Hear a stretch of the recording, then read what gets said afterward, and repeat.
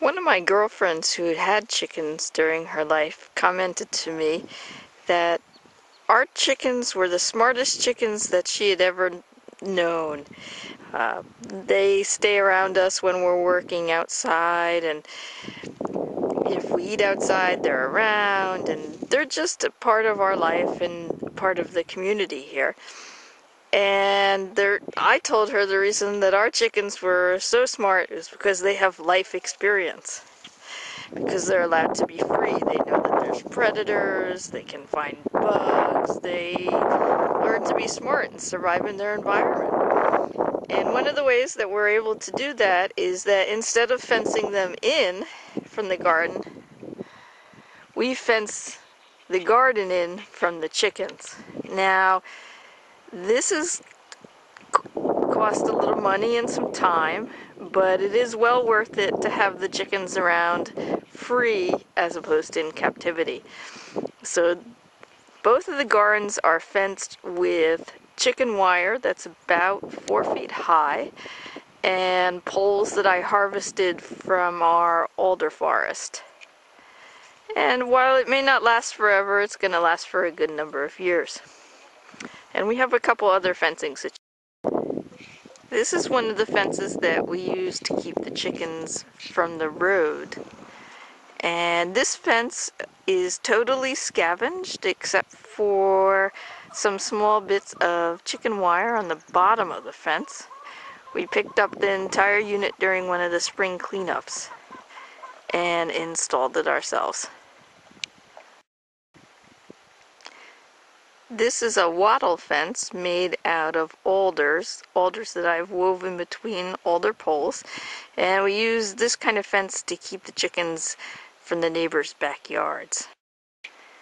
And finally, this is a wall of brush that I've created to try to keep the chickens out of the neighbors' backyards. They don't come over here much, but if they do and they hit the obstacle of these brambles, they'll tend to meander away from the neighbor's backyard and down into our forest. So that's a good thing, because the neighbors don't like those little chicken shits on their lawn.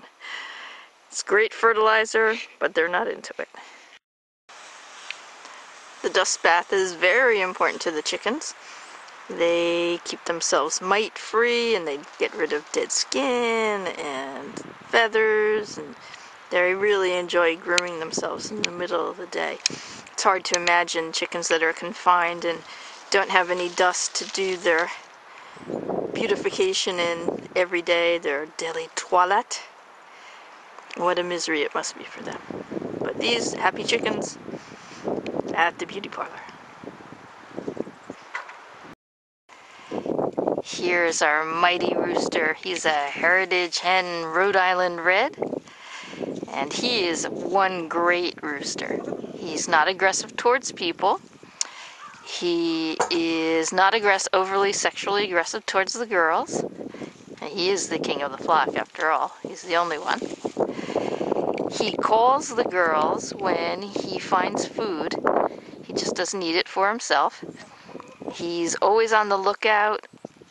When the girls are eating, he scopes out the area and checks to make sure there's no hawks or other predators around. And if something does come around, he crows and he lets them know, and he checks it out. He is a fabulous rooster, and we're so lucky to have him. Yeah, we also designed the chicken coop to be easy to clean, and it's practically odorless. What we do is there's always a bedding of straw here. That is where the birds perch at night, and at night, well, they shit all over the place. Here the same thing, they perch on that and they shit at the bottom there. So in the morning I just kind of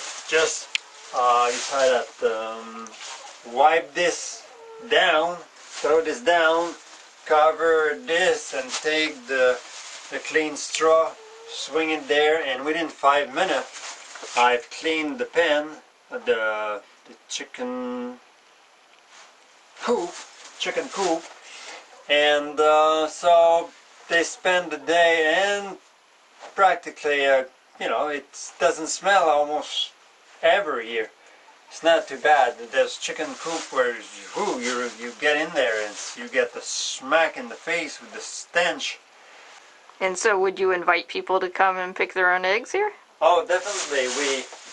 We even encourage to come because we advertise our eggs as cruelty-free. So we want the chicks, the hen to have a good place to live. And so anyone can come at any time, pick the eggs right up there and see how they live and how we keep these animals. Alright, Can you reach? I think so. There's a lot of it. Okay, do the smile again. With the eggs, and how many are we expecting to find? Oh, Take them all. wow. There's a lot up here. Honestly, I'm not making things up. Give me that. And look at the size of this. They're beautiful. Gosh, they're awfully Wow. clean for coming right out of the nest. Look how full they are. 10. That's where their stomach is. Okay. They're so full.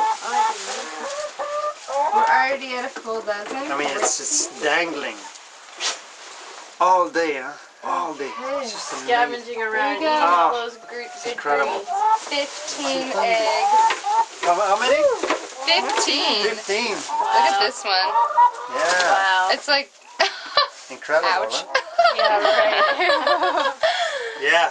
Good job, gals. Yeah. Nice.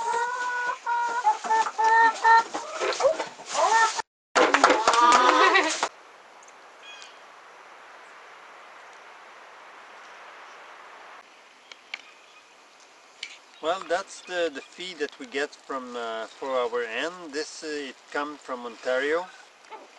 We're in Nova Scotia, so it's come from a long way. And it's called Homestead Organic. It's certified organic.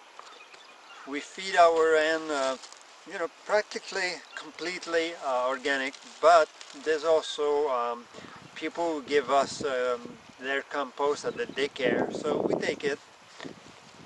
We also sometimes supplement this feed with sunflower seed that are not organic, but we're looking for how you say that? Someone that could provide us with organic sunflower seed. So we're on our way to, you know, do pretty much 100% organic. But for the most part, they eat bugs all day and Yeah, scratch. well, in fact, yeah, that's the thing about hen. They don't own. They're not eating only feed, you know, that we give them. If they're free, they get a lot of greens, you know, grass of all kinds, berries, bugs, ants, worm.